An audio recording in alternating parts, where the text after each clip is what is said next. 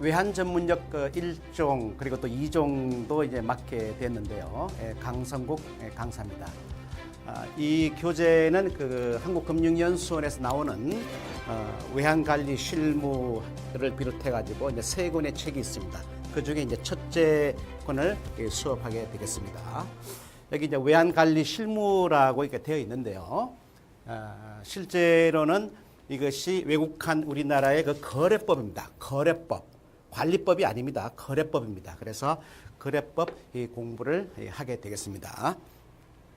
그래서 그 첫 페이지를 한번 들어가겠습니다. 외국환 거래법이 도대체 뭐냐? 외국환이다. 우리가 수출입을 하면서 대금 결제를 하지 않습니까? 그러면은 이게 물건이 오면은 대금을 이렇게 뭐 던져줄 수가 없으니까 이 송금으로 이게 한다. 그러니까 송금이라는 게 뭡니까?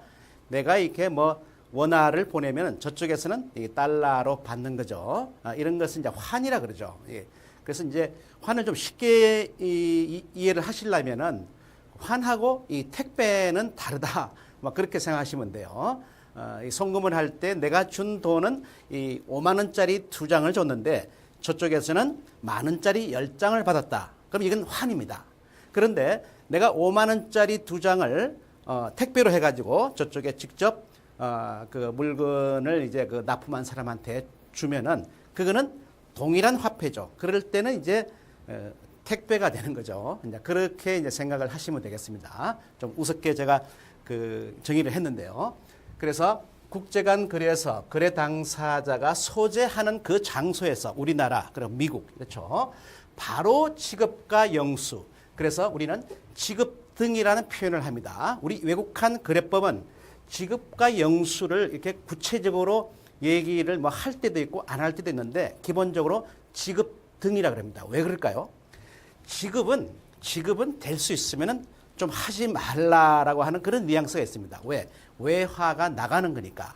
그런데 영수는 어떻습니까? 좋죠. 집에 돈이 들어오니까 좋단 말이에요. 그래서 그거는 좀 규제가 좀 약합니다. 들어오는 거니까요. 뭐 와인하시죠.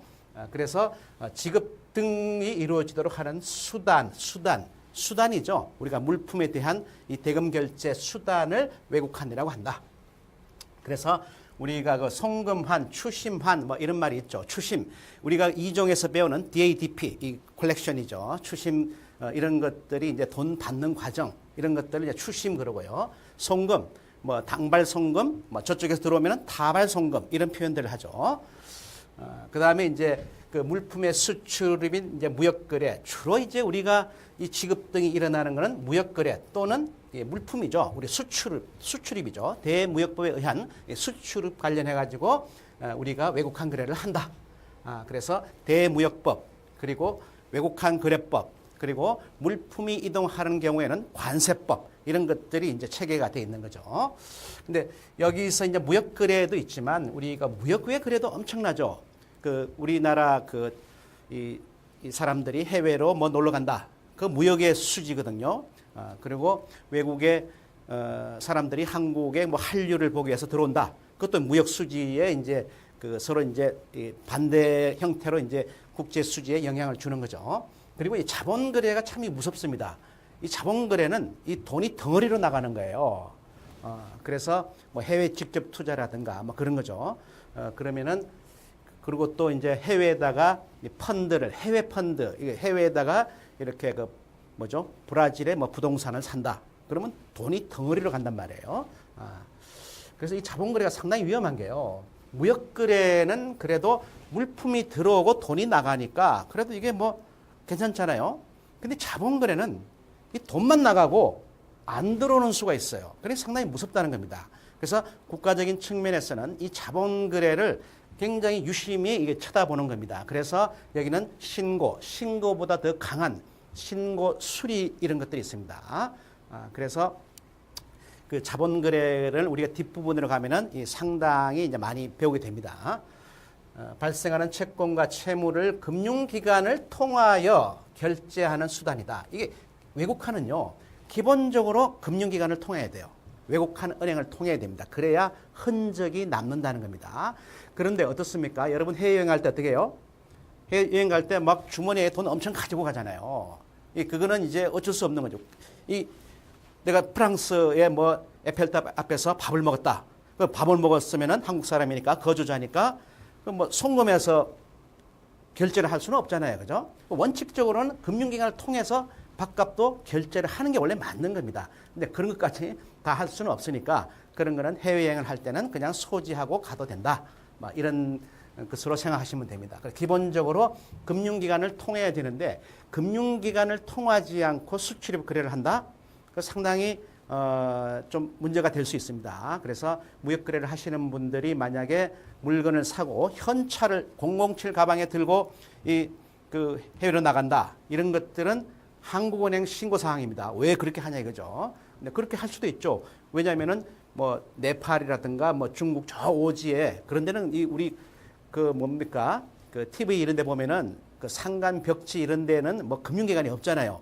그럴 때는 사장님이 돈을 들고 나갈 수밖에 없어요. 그럴 때는 금융기관을 통하지 않을 수도 있다는 겁니다. 그래서 여기서는 통하여 결제하는 수단임을 의미하는데 그렇지 않을 수도 있다는 겁니다. 그래서 외국한 거래하고 내국한 차이는 뭐냐? 격지간 거래이긴 한데 뭐 서울에서 부산. 그런데 이거는 결제 통화가 내국 통화다. 우리 원하다. 그래서 외국한하고 차이다. 차이가 뭡니까?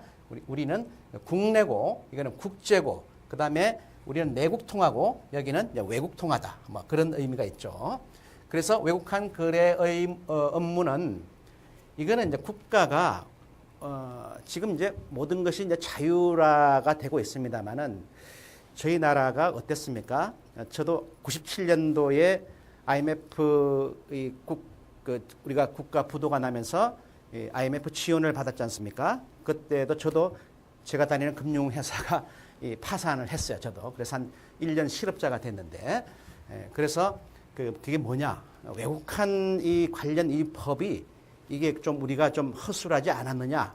그래서 제가 다닐 때만 해도 97년도까지는 외국한 관리법이라고 그랬습니다. 관리법. 그런데 지금은 98년도에 이 명칭을 거래법으로 바꿨습니다. 거래법. 이거는 이제 좀 그 관리를 하면요. 그 IMF 그 지도사항에서 왜 외환을 관리를 하느냐 이런 의미가 있었던 거예요. 관리하지 마라. 이 글로벌 시대는 그냥 트랜잭션 거래를 하도록 해라. 그래서 아마 뭐 제 생각인데 98년도에 이 명칭이 바뀌었습니다. 그래서 여러분 교재에 보면은 우리 외환의 변천사 보면요. 우리가 1995년, 96년 요 이후로 많이 바뀌게 되는 거는 IMF 지원받는 사태 때문에 그렇습니다. 그래서 이 절차와 과정을 될 수 있으면은 자유롭게 해야 되는데 우리가 나라가 작기 때문에 어느 정도는 통제를 해야 된다. 이런 것 때문에 사실 선진국하고 우리가 좀 불협화음이 좀 있어요. 왜냐하면은 왜 그렇게 통제를 하냐 외환을 왜 환율을 갖다가 조작하느냐 막 이런 식으로 얘기를 하거든요. 그래서 우리 같은 이 나라는 조그만 나라는 뭐 어쩔 수가 없어요. 이게 그 97년도 같은 그런 사태가 재발하지 않기 위해서는 우리가 외환 거래를 하기는 하되 좋아 자유화 시켜주는데 절차하고 그걸 하게 된 어떤 그 과정은 우리가 좀 국가에서 모니터링을 하겠다는 겁니다. 그래서 한국은행 그 외환 전산망 우리가 실무적으로 이제 뭐 BOK 와이어라 그러는데요. 그 전산망을 통해서 모든 거래가 자동적으로 전부 다 이 통보가 됩니다. 그래서 그 자료를 한국은행뿐만 아니고 막 관세청, 국세청, 금융위원회, 뭐 기획재정부 다 쳐다볼 수 있습니다. 그래서 어느 쪽에서 이게 돈이 많이 새는가, 어느 쪽에 돈이 많이 들어오는가 이런 것들을 보고 점차 외국한 거래법을 개정해 나간다고 보시면 됩니다. 그래서 절차와 우리의 과정을 배우는 거고 또 이 자격증을 따시는 분들은 주로 이제 은행에서 이제 수출입 업무를 하고 그리고 송금 업무를 하는데 거기에 절차, 신고를 받아야 되느냐, 확인을 받아야 되느냐, 신고 수리를 받아야 되느냐, 요건 외국한 은행에서 못하는 거다. 한국은행 가시오. 뭐 이렇게 할 수도 있는 거고요. 요거는 또 한국은행에서 우리가 취급할 건 아니다. 뭐죠? 뭐 기재부로 가세요. 이렇게 그 사안의 중요성에 따라 가지고 이 신고나 신고 수리, 뭐 확인, 뭐 이런 것들이 그 해당 관청이 다르게 되어 있습니다. 그래서 이를 성문화한 것이 왜곡한 거래법이다. 이 왜곡한 거래법은 늘 개정이 됩니다. 그래서 우리 이 책도 여기 그 저자분도 아마 바쁘실 거예요. 뭐 계속 개정을 해야 되니까. 그래서 이 책이 매년 개정판이 나오고 있습니다. 그래서 이제 송금한 거래 뭐 추심을 한다 이런 것들인데 직접 이 현금 이동도 제가 있다고 말씀을 드렸죠. 추후에 또 공부를 할 수 있게 되겠습니다. 그래서 왜곡한 이 거래법의 목적이냐 항상 보면은 우리가 뭐 목적이라는 게 있죠. 목적 뭐 무슨 정신 이런 게 있잖아요. 우리 왜곡한 거래법의 목적이 뭐냐? 그 뭐죠? 이 말은 미사이구인데 상당히 이게 좋은 말이래요. 근데 이게 피상적으로 보시면 안 돼요. 조금 우리가 시험 위주로 해야 되기 때문에요. 그래서 제가 이게 요거 좀 주의를 해놨습니다. 왜곡한 거래와 거래가의 대외 바깥이죠. 자유를 보장하고 자유를 보장한답니다. 일단은 자유를 보장한다고 해야 되겠죠. 시장 기능도 활성화한다. 대외 거래를 원활화한다. 못하게 한다 아닙니다. 말은 이렇게 미사역으로 해놔야 됩니다. 어떤 뭐 규정이든 다 그렇죠. 그 국제 수지의 균형. 이건 참 좋은 말 같아요. 우리 국제 수지가 역조가 나면 안 되겠죠. 아직까지 저희 나라가 이게 수출 우위가 되고 그래서 이 트럼프 대통령이 되게 싫어하잖아요. 그러니까 우리는 지금 균형보다도 좀 이렇게 흑자가 나야 되는 겁니다. 그래야 이게 안심하고 여러분들도 그 외화로 환전해서 해외여행도 가실 수 있는 거 아닙니까? 균형인데 뭐 원래 균형이죠.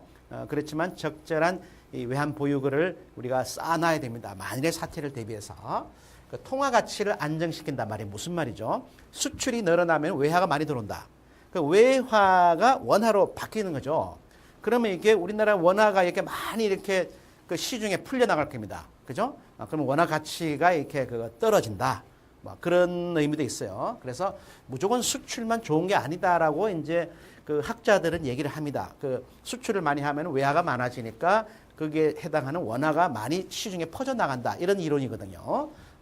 어쨌든 뭐 그럴 때 적절하게 이제 환율로 너무 고환율이냐 저환율이냐 환율로 또 이렇게 통화 가치 안정을 할 수 있다. 이때 통화 가치 안정이라는 것은 우리나라 원화를 뭐 얘기를 해야 되겠죠. 원화의 안정이지 뭐 달러의 안정 그거 우리가 뭐 얘기할 거 없어요. 우리 달러 대 우리 원화가 안정되는 게 좋겠죠. 도모함으로써 국민 경제 건전한 발전. 그런데 여기서 빠진 말이 있습니다.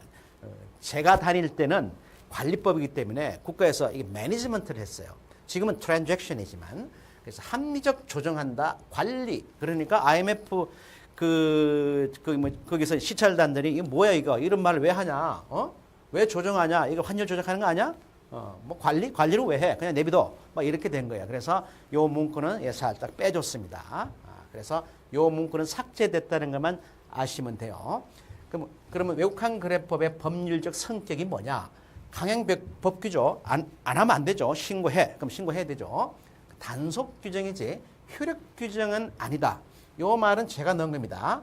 혹시 시험에 나오면은 이게 단속 규정이냐 아니냐 이런 거예요. 그러니까 벌칙만 있는 겁니다. 내가 LA에 뭐 사시는 할머니한테 뭐죠? 할머니한테 용돈을 드렸다. 송금을 했어요. 송금을 하는 거를 갖다가 그런데 예를 들어서 이거를 만약에 증빙을 가져오는 거라 그러면은 내가 증빙 없이 보냈어요. 그러면 보낸 거를 갖다가 이게 도로 가져와 라고는 할 수 없다는 겁니다. 돈 보낸 사실은 그거야 보낼 수도 있는 거죠. 또 무역거래에서 보낼 수 있는 거죠. 그런데 우리가 절차를 하고 과정을 어겼다. 그러면은 보낸 행위는 그 법률 행위로서 오케이. 단 너 벌은 좀 받아야 되겠다. 앞으로 그러지 마. 그러면서 이런 것들이 이제 단속 규정이라 그럽니다. 효력 규정이라 그러면은 보낸 것 자체를 무효화해가지고 돈 도로 받아와 이런 얘기입니다. 그럴 수는 없거든요. 그럴 수는 없기 때문에 우리는 단속 규정이다. 벌칙만 있자. 벌만 받으면 돼요. 과태료를 낸다거나 감옥에 간다거나 그러면 되는 거예요. 그래서 이 왜곡한 거래법이요, 이 하나의 특별법입니다. 이 국가를 어떻게 보면 외환 보유를 지키는 거기 때문에 모든 거에 우선하는 거예요. 상식적으로요. 우리가 97년도에 한번 그런 이 경험이 있었기 때문에 개인정보 보호법이고 뭐고 뭐 개인정보보호법이 좋기는 한데 국가가 없으면은 개인정보보호법이고 뭐고 다 없는 겁니다. 국가가 없으면요.